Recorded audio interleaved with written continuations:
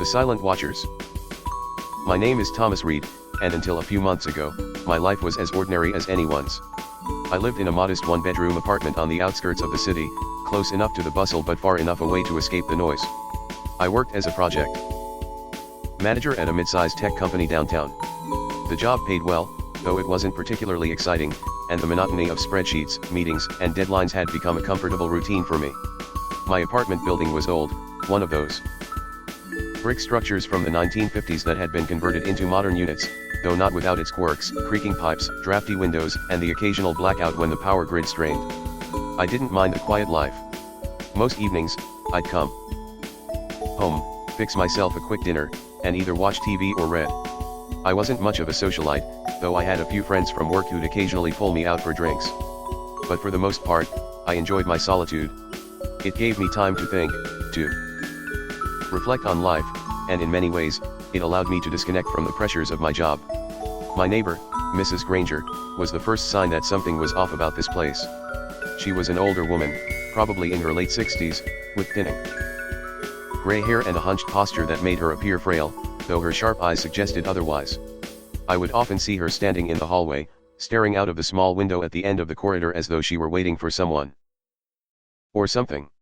She barely spoke, but when she did, her voice carried an odd, haunting quality. "Be careful in there," she'd said to me once when I first moved in, her eyes fixed on my door as if it hid some terrible secret. I'd laughed it off at the time, thinking she was just a harmless eccentric, but in hindsight, maybe she knew more than she let on. The first time I saw one of them was at work. It was a regular Tuesday afternoon, and I was sitting at my desk, going through a presentation for a meeting later that day. My colleague, Marcus, had just stopped by to chat about some upcoming deadlines. Marcus was the kind of guy who always had a smile on his face, no matter how stressful things got. He worked in marketing and had an easygoing way about him that made him one of the few people I enjoyed spending time with at the office. "Hey, man," Marcus said, leaning against my cubicle. "You still on for that drink later? We could use a break after this week." I was about to respond, when I caught a glimpse of something out of the corner of my eye. A dark shape, no, a shadow, standing at the far end of the office, just behind the glass partition near the conference room. It was tall, humanoid in shape, but unnaturally still. For a moment, I thought someone from the cleaning crew was standing there, waiting for the meeting to finish, but when I turned my head to get a better look, there was nothing. "What is it?" Marcus asked, following my gaze. "Nothing," I replied, shaking it off. "Just thought I saw someone over there." He shrugged and smiled. "Long week, huh? We should definitely grab that drink." I nodded, still unsettled. The rest of the day passed without incident, though I found myself glancing around the office more frequently, as if expecting to see the shadow again. But it didn't appear, and by the time I left work, I'd convinced myself it had been a trick of the light, a reflection, or something. That night, as I sat on my couch, watching the late news, I saw it again. This time, it was in my apartment, standing just outside my bedroom door. My heart skipped a beat, and I froze, the remote slipping from my hand and hitting the floor with a dull thud. The figure was barely visible in the dim light of the room, more like a smudge in my peripheral vision, but it was there, unmoving, waiting. I slowly turned my head, trying to get a better look, but as soon as I did, it vanished. I sat there for a long time, staring at the empty hallway, trying to rationalize what I'd just seen. Maybe I was tired. Maybe I was imagining things. But deep down, I knew that wasn't the case. Something had been there. The next morning, I arrived at the office feeling more tired than usual. My sleep had been restless, plagued by strange dreams of dark corridors and shadowy figures lurking just out of sight. I couldn't shake the feeling that I was being watched, even though I was alone in my apartment. When I sat down at my desk, I tried to focus on work, but my thoughts kept drifting back to the shadow I'd seen the night before. I glanced over at the corner of the office, where I'd first spotted it, but everything seemed normal. The usual chatter of keyboards, phones ringing, and quiet conversations filled the air. Still, I couldn't relax. As the day wore on, I found myself becoming more paranoid. Every time I caught a glimpse of movement in the corner of my eye, I would tense up, expecting to see the shadow again. It didn't help that Marcus had noticed my distracted behavior. "You all right, man?" he asked, leaning on the edge of my cubicle. "You've been out of it all day." I forced a smile. "Yeah, just didn't sleep well last night." "Weird dreams." Marcus raised an eyebrow. "Weird dreams. Maybe you've been working too hard." "Maybe," I muttered, though I knew that wasn't it. Later that afternoon, as I was finishing up some reports, I saw it again. The shadowy figure. This time, it was closer, standing at the edge of my desk, just beyond the glow of my computer screen. My breath caught in my throat, and I slowly turned my head, hoping to get a better look without scaring it away. But as soon as I moved, it vanished again, leaving only the faintest hint of something wrong lingering in the air. I pushed my chair back and stood up, my heart racing. I needed to get out of the office, to clear my head. I made an excuse to Marcus about needing fresh air and hurried outside. The streets were bustling with the usual lunchtime crowd, but I felt like I was in a different world, disconnected from the reality around me. The shadowy figure had been so close this time, so real. It wasn't my imagination. Something was following me. That night, I came home, feeling more on edge than ever. The shadows were following me everywhere now, at work, in my apartment, even when I went for a walk to try and clear my head. They never moved, never spoke, but they were always there, just at the edges of my vision. Waiting. I locked the door behind me and collapsed onto the couch, rubbing my temples. I needed to figure out what was happening, but I didn't know where to start. I hadn't mentioned it to anyone. What would I even say? That I was being haunted by shadow people? People would think I'd lost my mind. A knock on my door startled me, and I jumped to my feet. It was late, too late for visitors, and I rarely had anyone over. For a moment, I thought about ignoring it, but the knock came again. Louder this time. I opened the door to find Mrs. Granger standing in the hallway, her frail frame casting a long shadow in the dim light of the corridor. Her sharp eyes were fixed on mine, and for the first time since I'd met her, I saw something other than disdain in her gaze. There was concern there, even fear. "You've seen them, haven't you?" she asked, her voice low and urgent. My blood ran cold. "Seen who?" "The shadows," she whispered. "They've been following you." I stared at her, my heart pounding. How could she know? "I've seen them before," Mrs. Granger continued, stepping closer. "They start small, just at the edges of your vision. But they get closer. They always get closer." "What are they?" I asked, my voice barely above a whisper. She shook her head. "I don't know. But they're dangerous. If you let them, they'll drain you. Piece by piece, until there's nothing left." I swallowed hard, fear settling like a heavy weight in my chest. "What can I do?" Mrs. Granger's expression darkened.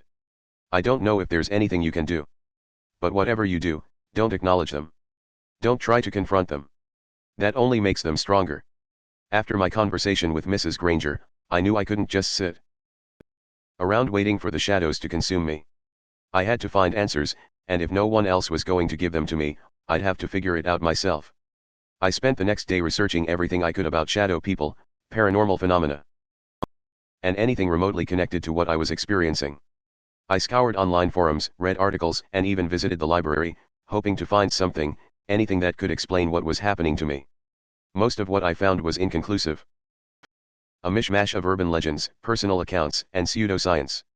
Some people believed shadow figures were ghosts or spirits, others thought they were interdimensional beings, and a few even claimed they were a form of sleep paralysis. But none of that seemed to match what I was going through. The most unsettling theory I came across was that these shadow figures were entities that fed on life energy. According to some sources, they would latch onto a person, gradually draining their vitality and soul until the victim was nothing more than a hollow shell. The worst part? Once they had a hold on you, it was nearly impossible to get rid of them. By the time I returned to my apartment, it was already dark, and the familiar sense of dread had settled over me again. The shadows were waiting, as they always were, lingering just out of sight, but I could feel them. They were closer now, pressing in on me from all sides. I sat down at my computer, trying to distract myself with work, but my mind kept drifting back to the shadows. What if Mrs. Granger was right? What if these things were feeding on me, slowly draining my life away? That night, I had the worst dream of my life. In it, I was standing in the middle of my apartment, but everything was wrong. The walls were twisted, the furniture distorted, And the shadows were everywhere. They surrounded me, pressing in on me, so close I could feel their cold breath on my skin. They didn't move, didn't speak, but their presence was overwhelming.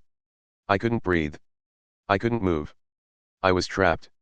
In the dream, I reached out to touch one of the shadows, desperate to make sense of what was happening. As soon as my hand made contact, a searing pain shot through my body, and I woke up screaming, drenched in sweat. I sat up in bed, my heart racing, the room still dark around me. But the shadows were there. They were always there now. I could see them, standing at the foot of my bed, watching me. Suddenly, the shadows disappeared, but I couldn't take it anymore. The next day, I called in sick to work. I couldn't focus, couldn't think about anything but the shadows. I didn't tell Marcus or anyone else what was happening, it wasn't something I could explain over the phone. But I knew I couldn't keep running from this. I had to confront it. I spent the day preparing. I didn't know how to fight these things, but I wasn't going to let them consume me without a fight. I read about different rituals, protective symbols, anything that might help. I wasn't particularly religious, but at this point, I was willing to try anything. As night fell, I sat in my apartment, waiting for the shadows to come. I could feel them, pressing in on me. Closer than ever. The room grew colder, and the lights flickered, casting long, distorted shadows across the walls. This time, I didn't look away. I faced them head on, refusing to give in to the fear. They didn't move, didn't speak, but I could feel their presence intensifying, like they were feeding off my energy. For what felt like hours, I sat there, staring into the darkness, my heart racing, my hands trembling. But eventually, something shifted. The room seemed to grow lighter, the oppressive weight of the shadows lifting, if only slightly. I wasn't free, not yet. But I had faced them, and I was still alive. It's been a week since the shadows first appeared, and they're still with me. They follow me wherever I go, lingering at the edges of my vision, waiting. But they haven't gotten any closer since that night. I don't know how long I can keep this up, but I'm determined not to let them win. Mrs. Granger was right, they feed on fear, on attention. The more you acknowledge them, the stronger they become. I still see them in my dreams, still feel their cold presence when I'm alone, but I've learned to live with it. I don't know if I'll ever be rid of them completely, but as long as I don't give in, as long as I don't let them consume me, I'll survive.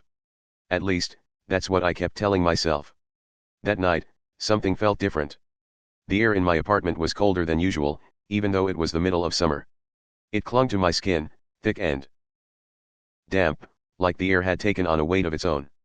I closed the windows, checked the thermostat, but nothing seemed to make the chill go away. It was as if the walls themselves were exhaling, their cold breath seeping into every corner of the room. The shadows were there, as always. Hovering at the edges of my vision, never close enough to touch, but always present. Over the past few days, they had stopped moving closer, but I could sense them lingering just out of sight, waiting for me to slip up. But tonight, it was different. They felt bolder. I sat on the couch, the TV playing some mindless show I wasn't paying attention to. The volume was low, just enough to drown out the silence. My eyes flickered toward the corners of the room, watching for movement, waiting for that familiar sensation of being watched. The shadows were there, lurking, but they felt closer. It wasn't just at the edges of my vision anymore, it was deeper, like they were pressing in on me from all sides. Just waiting for me to acknowledge them. I glanced at the clock. 11:45 p.m. 15 minutes until midnight. That was always when they were at their worst, as if the approaching darkness gave them strength. I rubbed my hands together, trying to shake the cold that had settled into my bones, but it was no use. The chill was inside me now. A flicker of movement caught my eye. I turned toward the hallway leading to my bedroom, my breath catching in my throat. There, at the far end of the hall, was one of the shadows. This time, it wasn't just a smudge in my peripheral vision. It was more solid, more defined. It stood tall, motionless, its form vaguely human but wrong in so many ways. The edges of its body seemed to blur and ripple like smoke. And I could make out no details, just a dark, formless silhouette, standing perfectly still, as though it had been waiting for this moment. I froze. My heart pounded in my chest, and for a brief, horrifying moment, I thought about running. But where would I go? It would follow me. It always followed me. The shadow didn't move. It just stood there, as though daring me to acknowledge its presence. The tension in the room was unbearable, the silence thick and oppressive. I could feel my muscles tense, every nerve in my body screaming for me to do something, anything, but I couldn't bring myself to move. My mind raced, trying to remember Mrs. Granger's words, "Don't acknowledge them. Don't try to confront them. That only makes them stronger." But it was too late. I had seen it, fully seen it, and it wasn't going away. Slowly, the shadow began to shift. Its body undulated, rippling like a black mist, and it took a step toward me. I gasped, my heart slamming against my ribs. My breath came in ragged, uneven bursts, and I tried to focus, tried to keep my composure.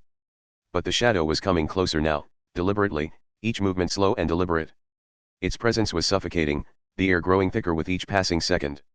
I grabbed the remote, turning the volume on the TV up, trying to drown out the silence, trying to break the spell it had over me. But the shadow didn't care. The noise didn't faze it. Another step. I was shaking now, my hands clammy, my chest tight with fear. The lights in the room flickered, casting jagged, twisted shadows across the walls, amplifying the terror in my gut. I told myself to look away, to ignore it, but I couldn't. My gaze was locked on it, and I felt powerless to break free. And then, I heard it. A sound. A whisper. No words, just a soft, almost imperceptible murmur, like something distant, calling from the depths of a dark cave. The sound was faint, but it sent a cold rush through my veins, a terror so primal that I nearly dropped the remote. The shadow stopped, only a few feet away from me now. My eyes widened, my breath catching in my throat as I realized that it was closer than it had ever been before. I could feel its presence like a weight pressing down on me, like something draining the very life from my body. My limbs felt heavy, my mind clouded with a fog of fear and confusion. Another whisper.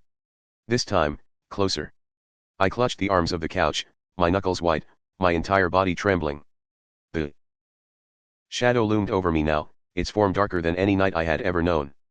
I could feel it pulling at me, drawing the energy from me like a black hole, devouring the very air around me. In that moment, something snapped inside me. I had lived with this fear for too long. I had let it control me, dictate every movement, every thought, every second of my life. But I couldn't let it end this way. I couldn't let them win. With a surge of defiance, I pushed myself off the couch and took a step toward the shadow. My heart raced, my entire body on edge, but I didn't stop. I took another step, my breath coming in sharp, shallow gasps, my mind a whirlwind of panic and determination. The shadow didn't move.